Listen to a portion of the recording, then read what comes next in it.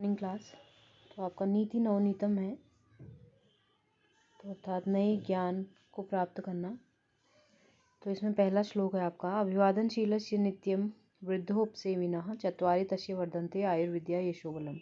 तो कहते हैं कि अभिवादनशील व्यक्ति का अर्थात जो सभी को अभिवादित करता है, सभी का स्वागत सत्कार करता है या सभी को प्रणाम करता है, ऐसे व्यक्ति का नित्य क्या बढ़ता है, वृद्धोपसेविनः अर्थात जो नित्य बड़े बूढ़ों की सेवा करता है। अभिवादनशीलस्य नित्यम वृद्धोपसेविनः अर्थात जो सभी का आदर सत्कार करता है और हमेशा बड़े बूढ़ों की सेवा करता है, उस व्यक्ति की चत्वारि तस्य वर्धन्ते उसके 4 चीज़ें बढ़ती हैं। आयु विद्या यशो बलम, आयु विद्या यश और बल, ये 4 चीज़ों में उसकी वृद्धि होती है। उसकी आयु भी बढ़ती है, उसका ज्ञान भी बढ़ता है, उसका यश का अर्थ होता है प्रसिद्धि उसे प्राप्त होती है और बल भी उसका बढ़ता है। तो कौन है वो, जो सभी का अभिवादन करता है, सभी को प्रणाम करता है और जो हमेशा बड़े बूढ़ों की सेवा करता है। तो ऐसे व्यक्ति की 4 चीज़ें बढ़ती हैं। इसके बाद दूसरा श्लोक है आपका, यह माता पितरौ क्लेशम सहेते संभवे नृणाम न तस्य निष्कृति ही शक्या कर्तुम वर्षत शतैरपि।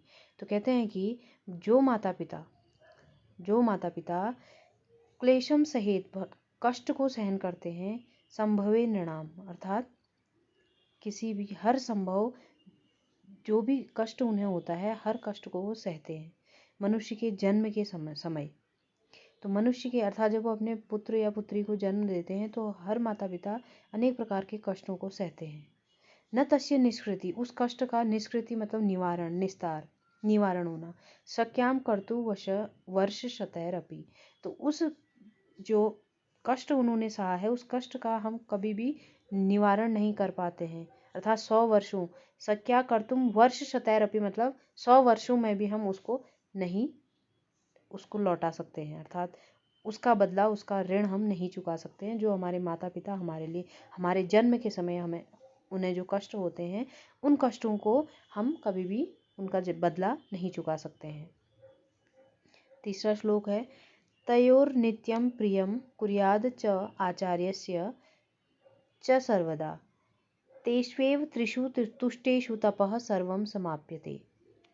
तो कहते हैं कि तयोर नित्यम प्रियम कुर्याद आचार्यस्य च सर्वदा तेष्वेव त्रिषु तुष्टेषु तपः सर्वं समाप्यते। तो हमेशा हमें उन दोनों का अर्थात तयोर नित्यम मतलब तयो का मतलब उन दोनों का, माता पिता का, ठीक है, और गुरु का। कुर्याद आचार्यस्य मतलब गुरु, आचार्य का मतलब होता है गुरु। तो आचार्य से गुरु का प्रिय करना चाहिए, भला करना चाहिए। तो हमेशा हमें माता पिता और आचार्य का, अपने गुरु का भला सोचना चाहिए, उनकी सेवा करनी चाहिए, उनका अच्छा करना चाहिए। तेष्वेषु त्रिषु तुष्टेषु, क्योंकि तेष्वेषु वे तीनों ही, ठीक है, क्योंकि ये तीनों ही माता पिता और गुरु के तुष्टेषु मतलब संतुष्ट,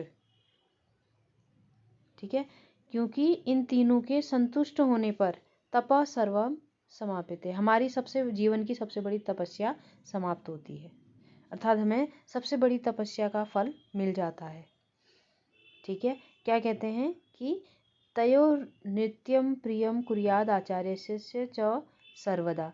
तो कहते हैं कि हमेशा हमें उन दोनों का मतलब माता और पिता का और अपने गुरु का आदर करना चाहिए, उनका भला करना चाहिए, उन्हें सम्मान देना चाहिए, क्योंकि उन तीनों के प्रसन्न होने पर, संतुष्ट होने पर, तीनों माता पिता और गुरु के प्रसन्न होने पर, संतुष्ट होने पर हमारा जो जीवन है वो पूरी तरह से सफल हो जाता है, अर्थात हमारे जीवन की सारी तपस्याओं का फल हमें मिल जाता है। सर्वं परवशम दुखम सर्व आत्मवशम सुखम एतद्द्वि विद्या समासेन लक्षणम सुख दुखयो। तो कहते हैं कि सर्वम परवशम दुखम, तो हमेशा जो दुख होता है वो दूसरे के वश में होता है। कहने का तात्पर्य ये है कि दूसरे के वश में होना, अगर हम दूसरे के वश में हैं, किसी दूसरे के अनुसार हम अपना कार्य कर रहे हैं, तो वह दुख उत्पन्न करता है। तो हमने कभी भी दूसरे के अनुसार अपना कार्य नहीं करना चाहिए, अपने अनुसार ही अपना कार्य करना चाहिए। अर्थात हमारी जितनी भी समर्थता है उसके हिसाब से हमने अपना काम करना चाहिए। अगर हम दूसरों को देख करके काम करने लगे तो कहीं ना कहीं हमें दुख मिलता है।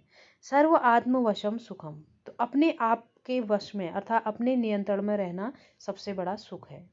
दूसरे के नियंत्रण में रहना, दूसरे के वश में रहना क्या है? दुख है। और अपने वश में रहना, अपने अनुसार अपना जीवन जीना सबसे बड़ा सुख है। एतत् द्विविद्यात् समासेन, ठीक है, इन दोनों के को हम संक्षेप में कहते हैं कि सुख और दुख का यही लक्षण जानना चाहिए। अर्थात यह सुख और दुख की क्या है? पहचान है। कि अगर हम दुख हमें मिल रहा है तो इसका मतलब कहीं ना कहीं हम दूसरे के अनुसार अपना जीवन जी रहे हैं, दूसरे के वश में हो रहे हैं। अगर हम सुख प्राप्त कर रहे हैं तो हम अपने वश में हैं। तो सुख दुख से संक्षेप में अगर हम कहें एतत् विद्यात् समासेन, मतलब इन दोनों को अगर हम समासेन मतलब संक्षेप में बताएं तो ये क्या है? पहचान है। किसकी? सुख और दुख की। अपने वश में होना या दूसरे के वश में होना, यह पहचान है सुख और दुख की। यत् कर्म कुर्वतो अस्य स्यात् परितोषो अंतरात्मनः तत्प्रयत्नेन कुर्वीत विपरीतम तु वर्जयेत। तो इसमें बताते हैं, देखो, यत् कर्म कुर्वतो अस्य, जिस कार्य को करते हुए, स्यात् परितोषो अंतरात्मना, अपनी हमारी अंतर आत्मा संतुष्ट हो। परितोषो का मतलब भी है संतुष्ट होना, ठीक है। तो कहते हैं कि यत् कर्म कुर्वतो अस्य, जिस कार्य को करते हुए स्यात् परितोषो अंतरात्मना, हमारी अंतरात्मा क्या हो? प्रसन्न हो, संतुष्ट हो। उस काम को बहुत प्रयत्न पूर्वक करना चाहिए, बहुत मन से करना चाहिए, बहुत ध्यान लगाकर, बहुत कोशिश प्रयासों के साथ करना चाहिए।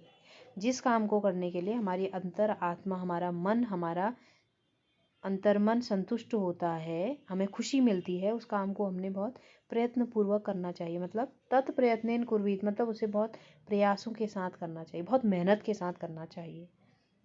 विपरीतम तु वर्जयेत, और जिस कार्य को करने में हमें संतुष्टि नहीं मिल रहा हो, संतुष्टि न मिल रही हो, उस काम को वर्जयेत मतलब छोड़ देना चाहिए। तो कहते हैं कि जिस काम को करने के लिए हमें मन से खुशी मिल रही हो, आत्मा से संतुष्टि हो रही हो, उस काम को बहुत ध्यान से, प्रयत्न के साथ, कोशिशों के साथ करना चाहिए। और जिस काम को करने में हमारा मन गवाही न दे रहा हो, हमारा मन खुश ना हो, उस काम को हमने छोड़ देना चाहिए। दृष्टिपूतं न्यसेत्पादं वस्त्रपूतं जलं पिबेत सत्यपूता वदेद्वाच मनःपूतं समाचरेत। तो कहते हैं दृष्टिपूतम मतलब दृष्टि से पवित्र, अच्छी तरह देखकर, न्यसेत पादम पैर रखना चाहिए, अर्थात हमेशा देखकर चलना चाहिए, बहुत ध्यान से देख करके ही हमने मार्ग में आगे बढ़ना चाहिए। वस्त्रपूतम जलम पिबेत, कपड़े से छान कर हमें जल पीना चाहिए। तो पुराने समय में क्या था? सारी फैसिलिटीज़ नहीं थी, तो लोग कपड़े से छान करके जल को पीते थे। पानी पीने से पहले उसे कपड़े से छान लिया करते थे ताकि उसकी सारी गंदगी हट जाए। तो इसलिए कहा गया है कि ध्यान से देखकर हमें अपना कदम बढ़ाना चाहिए और जल को हमेशा वस्त्र से छान करके हमें पीना चाहिए। सत्य से, देखो, सत्य पूता वदेत वाच, सत्य से पवित्र मतलब हमें हमेशा, वदेत वाच का मतलब होता है बोलना चाहिए, तो हमेशा सत्य से पवित्र वचन ही बोलने चाहिए, सच्ची बात बोलनी चाहिए। मनःपूत समाचरित, और मन से पवित्र आचरण करना। समाचरित का मतलब व्यवहार करना चाहिए, आचरण करना चाहिए। तो हमने कभी भी किसी को के लिए, दिखावे के लिए कोई व्यवहार नहीं करना चाहिए। अंतर मन से जो हमारा निकलता है वही व्यवहार करना चाहिए। तो अच्छा व्यवहार, दूसरे को अच्छा लगता है ऐसा व्यवहार करना चाहिए, ठीक है।